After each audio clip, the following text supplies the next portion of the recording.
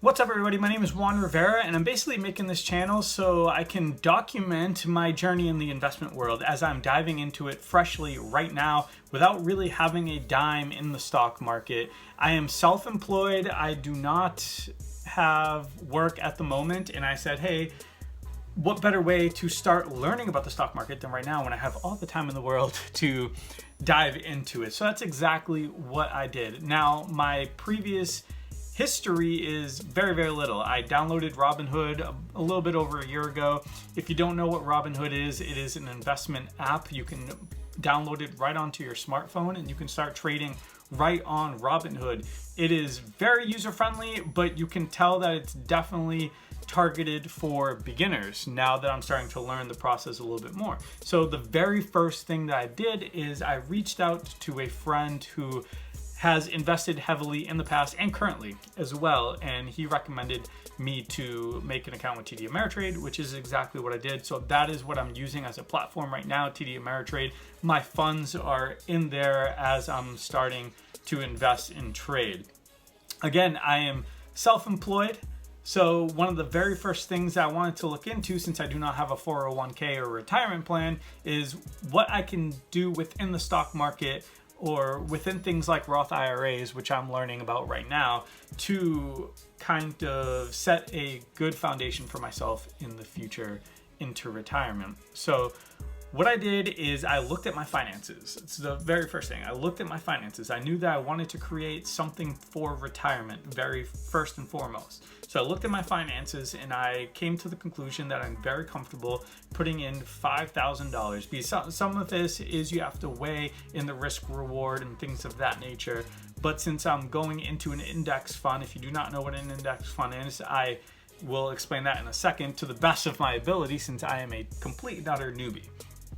So what I did, I came to the conclusion that $5,000 was exactly the amount that I would be totally comfortable with investing at the moment until I started learning more about the market itself. So what I did is I dove into the index and I was recommended to dive into ticker VOO, so VOO, which is an S&P 500 index fund. If you do not know what that is, essentially is what they do is they take 500 giant corporations, some of the best corporations in the world, and they put it all into this index fund, and that fund fluctuates dependent on how good or bad the market is for those 500. The very good part that I'm starting to see is that when the market is down like it is right now, it doesn't hit hard, right? It doesn't really tank your stock. But conversely, when the market shoots through the roof, it's not going to make your stock shoot through the roof either. So it was a very safe thing to dive into, the S&P 500, which is VOO again as the ticker. And I wanted to allocate $2,500 into it. I ended up buying VOO at $238.40 a share. So just under $2,500 I put in, basically for the sake of easy math, $2,380 into VOO, which was good for 10 shares, which is proven to be a good idea so far as the gain is about a 10% gain on the investment at the moment. And another thing that I'm really looking into is not really paying attention to the actual dollar figure, considering that I'm investing so little in the grand scheme of it all at the moment. So a 10% gain on any investment is a win. Any gain is a win, but right, 10%, I'm really assuming when you are investing safely or trying to invest safely like I am, 10% gain, if I'm having a 10% gain per year, that's something that I'm going all in for, right? Because my money will double in about 9 to 10 years. So every 9 to 10 years, if I continually put into ticker VOO, every 9 to 10 years from that moment that I buy, it will double. And that's basically exactly what I'm looking for. And I have the confidence in the stock market that's going to stay in that range. You know, history, the last 30-year sample size kind of tells us that. The second thing, I had $2,600 left to use within my investment. And this time I wanted to pick a company. So I floated around and I really wanted to pick a company that I knew and I was familiar with, a company that actually have like a pretty decent passion for, just to make life a little bit easier for me as I start reading about it, to have a better understanding of what they are doing as a business.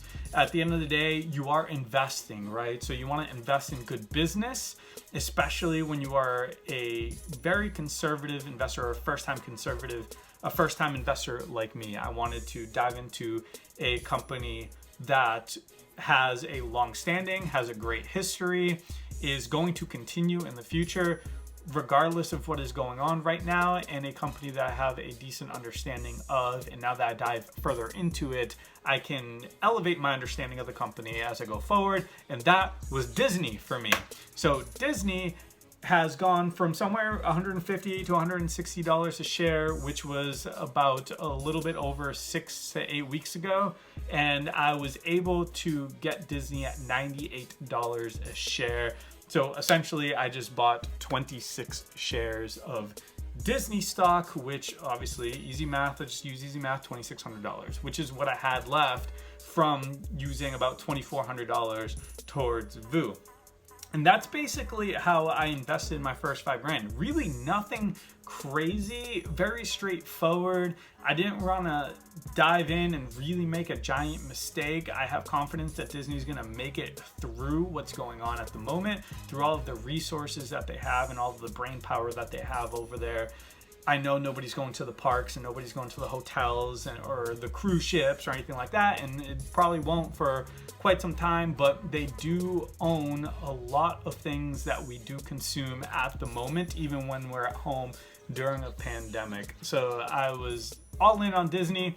Again, it's a company that I have a passion for, so it's fun reading up on Disney. I've gone to Disney like way too many times as a kid, and it's kind of, at 32 years old, I still enjoy it. So that's how I invested my first $5,000 in the stock market. How I'm doing at the moment, like I said, VU is up about 10% from the point that I've made this video, and Disney is floating somewhere between a 2 to 4% increase in investment in the positive direction, even though Disney's really been just floating. And I am assuming it's going to float.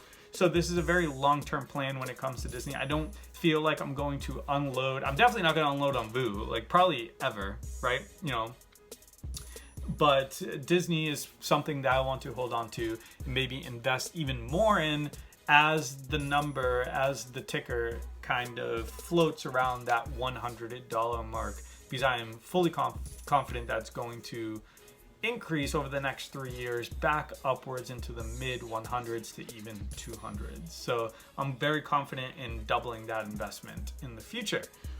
Hope you liked the video. Hope I shared some sort of value. If you think that I did, do me a favor, smash that subscribe button and like, comment, share the video with friends. Again, if you have any type of advice for me, throw it down in the comment section. I will certainly listen and read up on whatever you give me. Again, I am a complete and total noob, and really what I want to do is document this journey and show you how much of a noob I am, and hopefully I don't make any crazy critical mistakes in my life and my bank account, so I can encourage others to, hey, this is really a good idea for you to do, even at low levels like I am here. So until the next video, thanks for watching. I'll see you later.